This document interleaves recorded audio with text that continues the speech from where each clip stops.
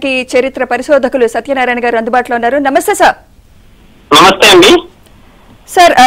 రత్న భాండాగారం మరి తెరవబడింది, దానిపై మీ స్పందన ఏంటి? అలాగే ఎంత సంపద ఉండే అవకాశం ఉందంటారు సత్యనారాయణ గారు?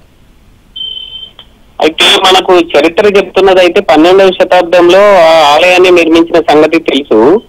అయితే అప్పుడు మహారాజులు కట్టించారు కాబట్టి మహారాజులు తర్వాత వాళ్ళ సామంతులు ఇతర మంత్రులు గొప్ప వాళ్ళందరూ కూడా ఈ ధనాన్ని అంటే రకరకాల ఆభరణాలను అంటే వెండి ఆభరణాలు, బంగారు ఆభరణాలు, రత్నాలు, వైడూర్యాలు ఇట్లా ఇస్తూ వచ్చారు.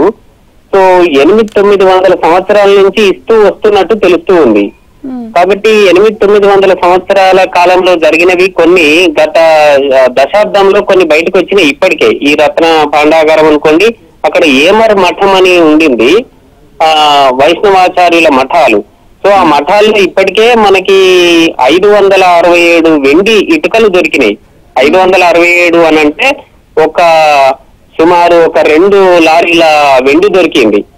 కాబట్టి ఆ గత చరిత్రను గనక మనం ఒకసారి చూస్తే అంటే కేవలం దశాబ్దంన్నర క్రితమే ఇంత దొరికింది. కాబట్టి ఇప్పుడు దీంట్లో కూడా ఇప్పటికీ ఉన్న చరిత్రనే 180 రకాల ఆభరణాలు దొరికినాయి. కాబట్టి ఇప్పుడు కూడా అదే సంఖ్యలో అంటే సుమారు 200 రకాల ఆభరణాలు, వెండివి, బంగారువి, రత్నాలు, వైఢూర్యాలు ఇట్లాంటివి దొరికే అవకాశం ఉంది.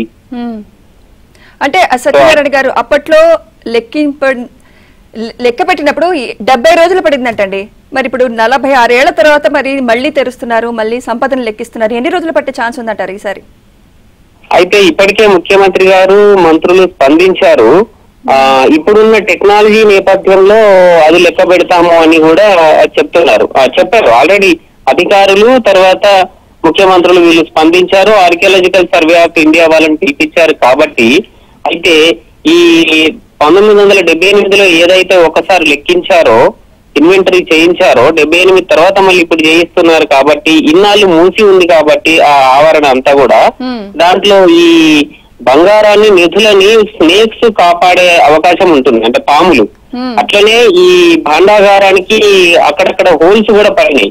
కాబట్టి ఈ హోల్స్ లో నుంచి కూడా ఈ పురుగు బుసి అంటే పాములు ఇట్లాంటివి వచ్చి ఉండే అవకాశం ఉంది. కాబట్టి స్నేక్ చామర్స్ ను కూడా పిలిపించారు, అంటే పాములు పట్టే వాళ్ళని, నిష్ణాతులను కూడా పిలిపించారు. విషవాయువులు కూడా మరి ఉండే అవకాశం ఉంటుంది. కాబట్టి వెంటనే ట్రీట్మెంట్ చేయడానికి డాక్టర్లను కూడా పిలిపించారు.